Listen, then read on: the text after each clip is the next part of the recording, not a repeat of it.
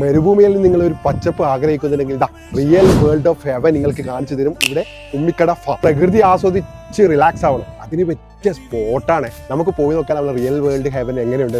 ഓറഞ്ചുകളൊക്കെ ഉണ്ട്, അനാറൊക്കെ കണ്ട മുട്ട് വളർന്നു, മാവൊക്കെ പൂത്തിട്ട് സീസൺ ആയാലും മാങ്ങ കൊണ്ട് നിറയും.